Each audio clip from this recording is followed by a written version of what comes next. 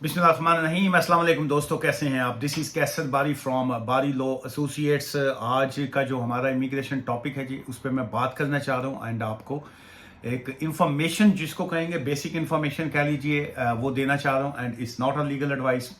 ये आज की वीडियो है जी about indefinite leave to remain जो है ILR। लेकिन ये ILR का जो आज का टॉपिक है या जो आज का सब्जेक्ट है वो नॉर्मल ILR से हट के है। जैसे आप अगर मैरिज वीज़ा पे होते हैं, फिर उसके बाद आप ILR लेते हैं, लॉन्ग रेजिडेंसी की बेस पे आप ILR लेते हैं, या आप 10 इयर्स रूट पे होते हैं, 2.5 साल का जिसको वीज़ा कहा जाता है, आप उस पर ILR लेते हैं।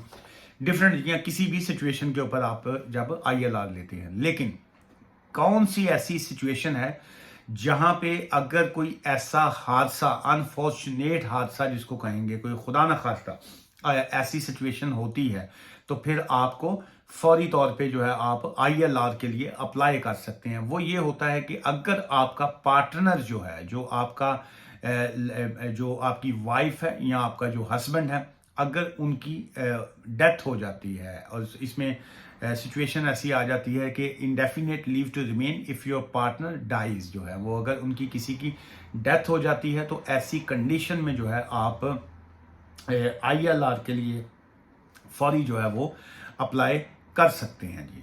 ये है जी आज का टॉपिक। जो है बहुत से लोग जो है शायद वो अगर स्पाउस वीज़ा पे होते हैं या अगर किसी और वीज़ा पे होते हैं, तो अगर उनका जो पार्टनर है, उनकी जो वाइफ या हस्बैंड है वो ब्रिटिश है, सो फिर उनकी सिचुएशन में ऐसी जो है वो सिचुएशन आ जाती है, तो फिर उनके लिए ये वाला कानून जो है वो लागू होगा। अब इसमें कुछ चीज़ें जो है मैं कोशिश करूँगा कि आपको इसके मुख्तलिफ पॉइंट्स जो हैं वो मैं एक्सप्लेन करने की कोशिश करूँ। जैसे इसमें ये आ जाता है कि यू मे बी एलिजिबल, हो सकता है आप एलिजिबल हो for applying for a settlement जो है फॉर ILR, जो है आई इंडेफिनेट लीव टू रिमेन है इन दी UK if your partner has died. अगर उनकी किसी की डेथ हो जाती है, your partner must, so the most important point इसमें ये आएगा कि your partner must be a British citizen, they must have a British passport and, या जिसको कहेंगे कि उनके पास जो है इंडेफिनेट लीव टू रिमेन का होना लाजमी होना चाहिए। ये नहीं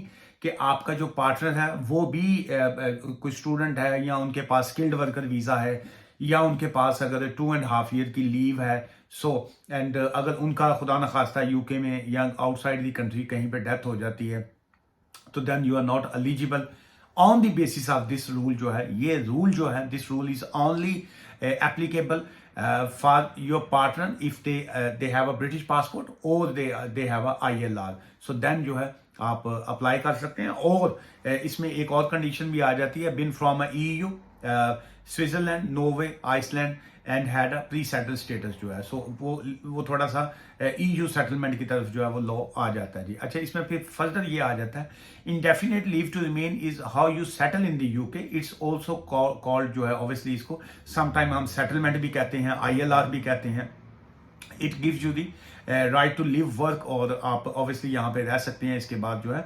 लेकिन ऑब्वियसली आपके पास पहले कोई सा भी जो वीज़ा होता है, लेट्स से इसको सिंपल अल्फाज में ऐसे कहते हैं कि एक स्टूडेंट था, या एक उसके पास कोई और वीज़ा था, या वो स्पाउस वीज़ा पे आया, अभी उसका वीज़ा चल रहा था, लेकिन आपका जो पार्टनर है, आपकी जो लीगल मैरिज जिनके साथ हुई है, वो ब्रिटिश नेशनल थे, या वो उनके पास ILR था। तो इस किस्म का अगर हादसा हो गया, तो देन जो है आप जो इस तरह की एप्लीकेशन को बिल्कुल फाइल कर सकते हैं। लेकिन आपका जो करंट वीजा है, जो आपके पास वीजा जब आपने ये वाली एप्लीकेशन फाइल करनी है, your permission to be in the UK must have been based on same date partner. जो है ये नहीं कि वो आपको वीजा किसी और वजह से मिला हुआ था, लेकिन वो आपकी वाइफ हैं या आपके हस्बैंड हैं, तो अब आप कहेंगे कि मुझे उनकी बेस के ऊपर आप ILR दे दें। नहीं, आपका वीजा जो है, द करंट वीजा, वो मस्ट भी उसी पार्टनर से होना चाहिए जिनकी भी जो है वो डेथ हुई है जी। उसके बाद आगे योर स्पाउस, हस्बैंड और वाइफ, और your civil partner. Civil partner इसमें जो है वो दोनों पार्टीज के आ सकते हैं, मेल भी हो सकते हैं, फीमेल्स भी हो सकते हैं। सो अच्छा, इसमें एप्लीकेशन अगर हम फीस की बात कर लें तो उसमें यह है कि the fee for this type of application is 2885 pound जो है जी, वो फीस है। 2885 पाउंड फीस है। और ऑब्वियसली जिस वक्त आप एप्लीकेशन फाइल करेंगे then you also need to book your fingerprints appointment, जिसको बायोमेट्रिक कहा जाता है। सो आजकल जो है वो बायोमेट्रिक की अपॉइंटमेंट समटाइम फ्री नहीं मिलती, बाज़ फ्री भी मिल जाती है। सो इसमें अगर आपकी एप्लीकेशन ये सक्सेसफुल हो जाती है, इफ़ योर एप्लीकेशन अप्रूव्ड जो है, सो देन ऑब्वियसली आप काम कर सकते हैं, you can work, run a business, you can study. Obviously तमाम जो राइट्स होते हैं वो भी आपको अलाउ होते हैं जी। And after getting ILR apply for the public benefits, और जो है वो भी आप अप्लाई कर सकते हैं। And after this situation, after getting ILR जो है, apply for a British citizenship जो है, यूजली आफ्टर 12 मंथ जो होता है। इसके बाद जो है आपको you have to wait for 1 year जो है, and then after 1 year you can apply for British citizenship जो है। अच्छा, ये 2-3 चीज़ें थी जी जो मैं आपको बताना चाह रहा था। और इसमें जो डॉक्यूमेंट्स ऑब्वियसली आएंगे वो आपका एक तो करंट वीज़ा जो है वो होना लाजमी है, आपके पास वैलिड पासपोर्ट का होना लाजमी है, आपका पिछला रिकॉर्ड जो है इमिग्रेशन का वो भी आएगा। And most important part in this type of application, that's your partners death certificate जो है, दैट्स मोस्ट इंपॉर्टेंट कि जी के उनकी जो डेथ सर्टिफिकेट है वो आपने देना होता है साथ में। And proof of your relationship, कि ये नहीं कि आप जो है कहीं पे वो और रहती थी या आप लोग दोनों सेपरेट हो चुके हुए थे, साथ में नहीं थे, तो अचानक आपको पता चला कि जी उनकी डेथ हो गई है, तो उसके बाद अब आप ये सोचें कि जी कि मैं क्यों ना इस वीज़े से फ़ायदा उठाऊं और मैं रिलेशनशिप कहूं कि जी कि हमारा रिलेशनशिप है। So obviously you need to provide the evidence कि जी कि at the time of death जो है आप साथ में ही रहते थे। So proof that is you both were living together जो है। अच्छा, इसमें अब रिलेशनशिप की जो एविडेंस आपने देनी है वो क्या आएंगी जी, उसमें ऑब्वियसली आपके जो बिल्स की कॉपीज हैं, यूटिलिटी बिल जिसको कहेंगे, टेलीफोन बिल्स हो सकता है, कौंसल टैक्स का बिल्स हो सकते हैं, बैंक स्टेटमेंट हो सकती है, it could be a joint as well जो है, और या उसी सेम एड्रेस की जो है वो होनी चाहिए, कुड बी जो टीवी लाइसेंस और आपका टेनेंसी एग्रीमेंट या मॉर्गेज के डॉक्यूमेंट्स या बैंक स्टेटमेंट या आपके जीपी का letter, it could be anything जो है सारा जो आएगा। और एक और इसमें जो चीज़ एक अहम आ जाती है वो ये है कि नॉर्मल ILR की एप्लीकेशन जब आप फाइल करते हैं, so then obviously you have to pass life in the UK test and your English language जो स्किल्स होते हैं वो पास करना लाजमी है। लेकिन when you are applying on the basis of this type of route जो है, ऑन द बेसिस ऑफ कि जी आपके पार्टनर की डेथ हो चुकी हुई है, so then you do not need to take a life in the UK test और prove your English language skill जो है, वो आपको इसकी ज़रूरत नहीं होती। ये आज का जो टॉपिक है इस पर बात करने की मुझे ज़रूरत इसलिए पड़ी कि मेरे एक दोस्त भी हैं, जानने वाले भी हैं, सो उनके साथ इस तरह का एक अनफॉर्चुनेट सा एक सिचुएशन आई। सो वो फिर मेरे पास आए, तो मैं उनकी एप्लीकेशन जो है वो मैं इसी बेस के ऊपर मैं कर रहा था। तो फिर मैंने सोचा कि चूंकि उनको भी नहीं अंदाज़ा था इस तरह की एप्लीकेशन का कि वो फाइल कर सकते हैं कि नहीं कर सकते, तो फिर बहरहाल मैंने इससे अंदाज़ा लगाया कि मे भी बहुत से लोगों को इस चीज़ का अंदाज़ा ना हो कि अगर किसी की इस तरह की सिचुएशन है तो देन जो है वो अप्लाई कर सकते हैं कि नहीं कर सकते। तो ये थी जी आज की बेसिक सी एक इन्फॉर्मेशन जो मैं आपको देना चाह रहा था। और इसी वीडियो से रिलेटेड अगर आपका कुछ सवाल होगा तो इसी वीडियो के नीचे छोड़ दीजिएगा। लेकिन बहुत से लोग जो हैं इस वीडियो के नीचे इससे रिलेटेड सवाल नहीं छोड़ेंगे, वो सवाल कोई अपना छोड़ देंगे कि मेरियां 2 बीवियां ने, उन्होंने मैं यूके किवें सदा, या मैं तीसरी किवें करा, या मैं फलां की करा। वो इस किस्म का सवाल जो है ना वो ओहो जिहा कोई सवाल छड़ देंगे।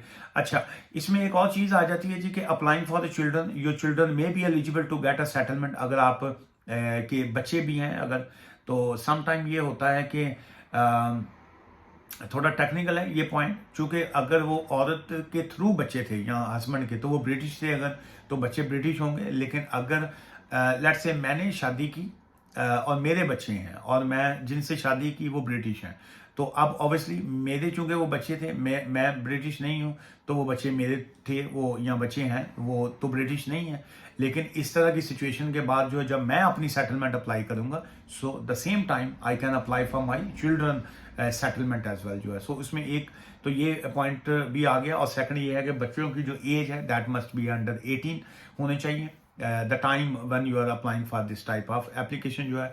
सो अगर किसी की फाइनेंशियल सिचुएशन में ऐसी है तो then still they can apply for fee waiver application as well. So then obviously you need to provide the evidence कि आप अफोर्ड नहीं करते हैं और आपकी सिचुएशन फाइनेंशियली अच्छी नहीं है। ये थी जी आज की वीडियो इस बारे में कि how you can apply for indefinite leave to remain if your partner has dies, जो है वो अगर आपके पार्टनर की डेथ हो जाती है, so then how you can apply for ILR।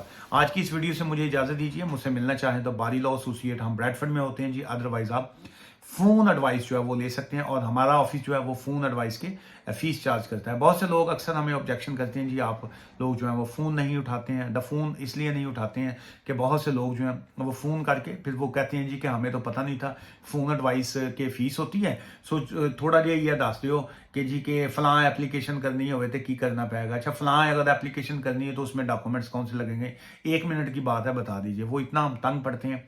सो इसलिए हमने वो टेक्स्ट लाइन जो है एक वो हेल्प लाइन रखी हुई है कि आप उस पर टेक्स्ट कीजिए तो हम आपको वापस जो अपने डिटेल्स भेजेंगे और फिर आपकी अपॉइंटमेंट बुक करके हम लोग कॉल बैक करते हैं। आपका फ़ोन नहीं उठाते लेकिन हम लोग कॉल बैक करते हैं जी।